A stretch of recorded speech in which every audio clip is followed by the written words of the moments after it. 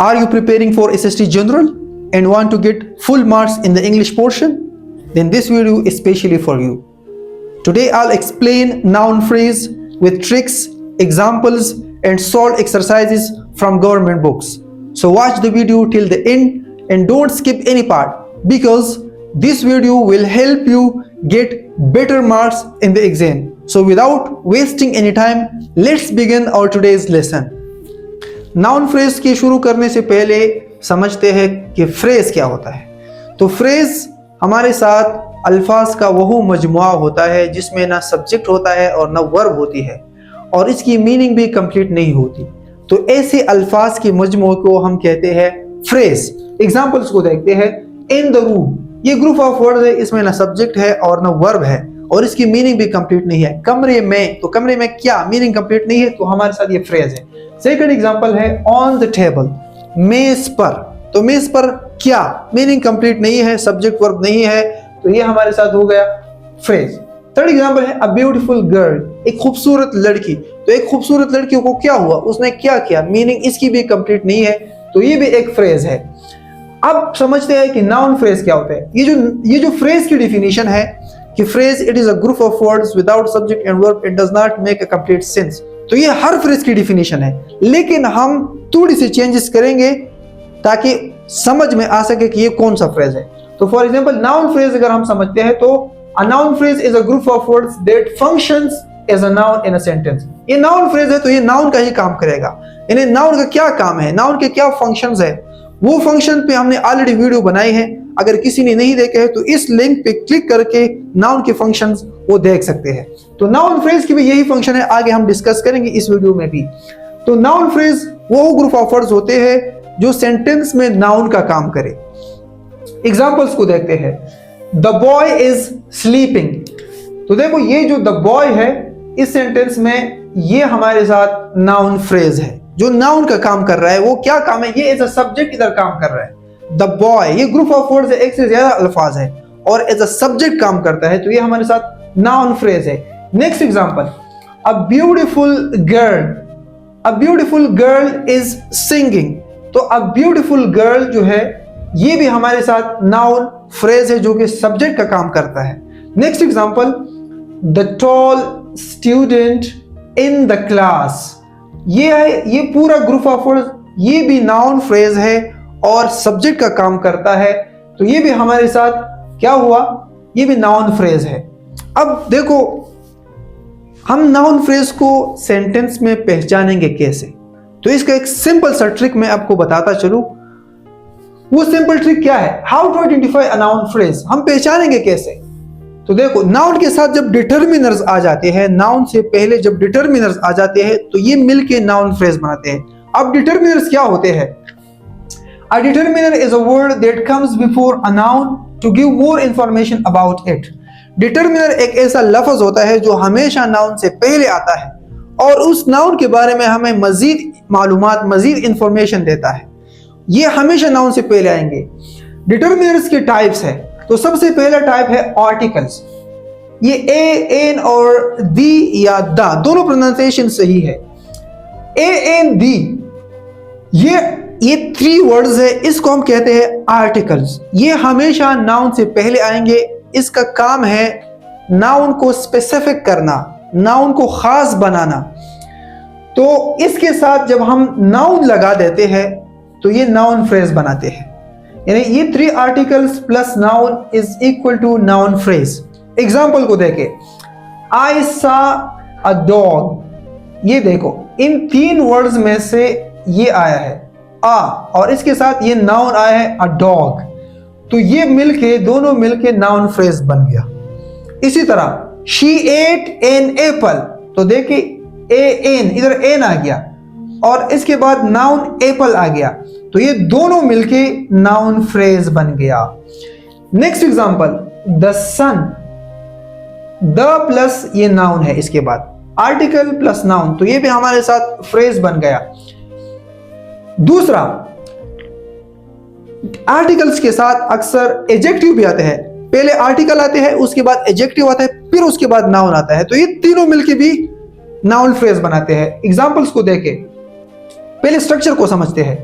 AND plus adjective plus noun is equal to noun phrase. पहले articles आएंगे, फिर उसके बाद कोई एडजेक्टिव होगा और एडजेक्टिव के बाद नाउन होगा, तीनों मिलके नाउन फ्रेज बनाएंगे। एग्जांपल्स को देखें, ये आर्टिकल है और ये टॉल हमारे साथ एडजेक्टिव है और इसके बाद बॉय ये नाउन आया है, तो ये तीनों मिलके अ टॉल बॉय, तीनों मिलके नाउन फ्रेज बन गया।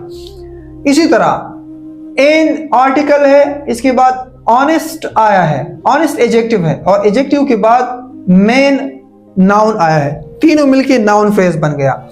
इसी तरह the old house, the old article, the article है, ओल्ड इसमें एडजेक्टिव है और हाउस इसमें नाउन है, तीनों मिलके नाउन फ्रेज बन गया।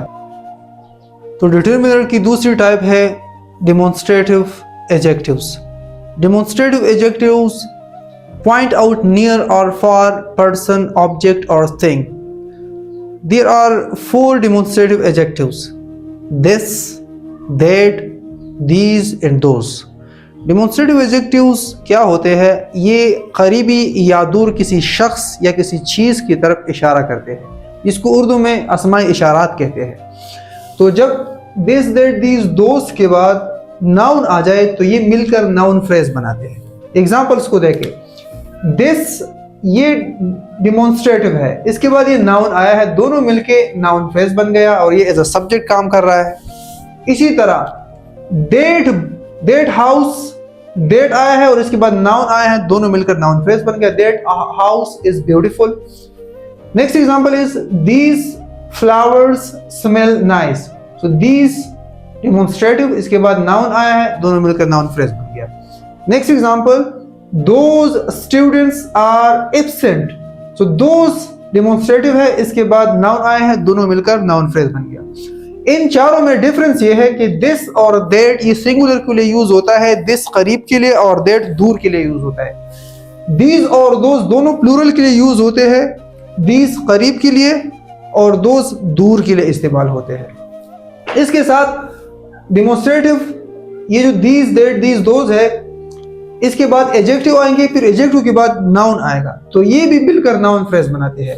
एग्जांपल्स को देखते हैं, दिस डेमोन्स्ट्रेटिव है, न्यू ये एडजेक्टिव है और इसके बाद नाउन आया है, तीनों मिलकर नाउन फ्रेज बन गया।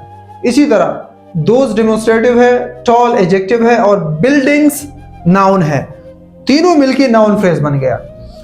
नेक्स्ट डिटरमिनर हमारे साथ है पोजेसिव डिटरमिनर्स। पोजेसिव नाम से ही पता चलता है कि पोजेसिव डिटरमिनर्स शोज ऑनरशिप और पोजेशन, ये मलकियत को शो करता है कि कोई चीज किसका है। ये इसी तरह के वर्ड्स होंगे, my, your, his, her, it's और देयर, ये सारे जो वर्ड्स है इसको कहते हैं पोजेसिव डिटरमिनर्स। इसके बाद भी नेक्स्ट वर्ड नाउन आएगा तो ये दोनों मिलकर नाउन फ्रेज बनेगा। एग्जाम्पल क्या है, हर ये पोजेसिव है, इसके बाद नाउन आया है तो ये नाउन फ्रेज बन गया और एज अ सब्जेक्ट काम करता है। इसी तरह this is my bag, my possessive है, इसके बाद नाउन आया है, दोनों मिलके नाउन फ्रेज बन गया। इसी तरह देयर भी पोजेसिव है और इसके बाद नाउन आया है तो ये दोनों मिलके नाउन फ्रेज बन गया। और कभी कभी ये जो पोजेसिव है इसके बाद भी एडजेक्टिव आता है और एडजेक्टिव के बाद नाउन आता है तो ये भी नाउन फ्रेज बनाते हैं। जैसे कि माय पोजेसिव है, ओल्ड एडजेक्टिव है और कार नाउन है, तीनों मिलके नाउन फ्रेज बन गया। इसी तरह देयर पोजेसिव है, ब्यूटीफुल एडजेक्टिव है और गार्डन नाउन है, तो ये भी मिलकर नाउन फ्रेज बन गया। फोर्थ डिटरमिनर हमारे साथ हैं quantifiers. Quantifier it shows the quantity और अमाउंट ऑफ समथिंग, ये हमें किसी चीज की क्वांटिटी, अमाउंट, नंबर शो करता है। ये इस तरह के वर्ड्स होते हैं, सम, many, much, few, little, several, a lot of, ये सारे जितने भी वर्ड्स हैं इसको हम कहते हैं क्वांटिफायर्स। और इसके बाद भी नाउन आएगा तो ये भी मिलके ये भी नाउन फ्रेज बनाते हैं।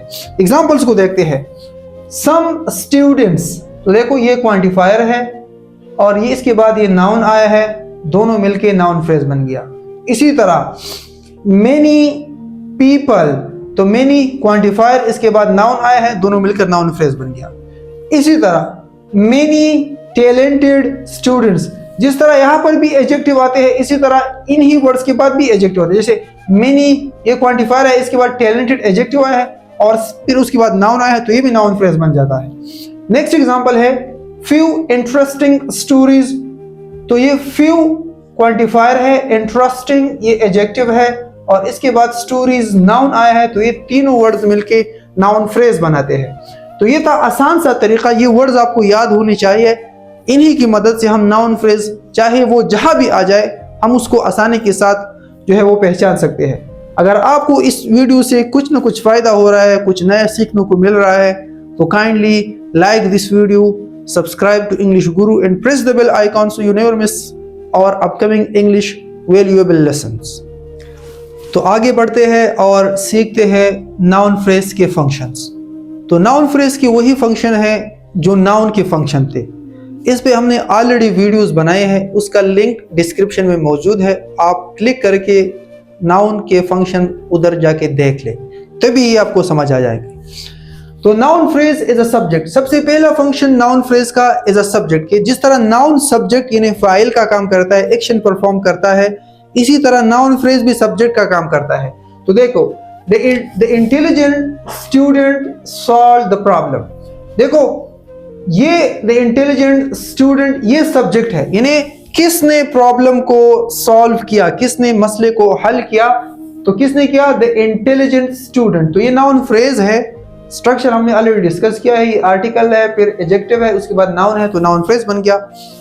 तो ये एज अ सब्जेक्ट काम करता है। Next example, my younger brother pledge cricket every day, so my younger brother, ये कौन क्रिकेट खेलता है, माय यंगर ब्रदर, तो नाउन फ्रेज है, सब्जेक्ट काम करता है, एक्शन ये परफॉर्म करता है, तो इसलिए ये सब्जेक्ट है और नाउन फ्रेज है क्योंकि ग्रुप ऑफ वर्ड्स है। और पॉजेसिव आया है, पॉजेसिव के बाद एडजेक्टिव, एडजेक्टिव के बाद नाउन आया है, तो नाउन फ्रेज बन गया।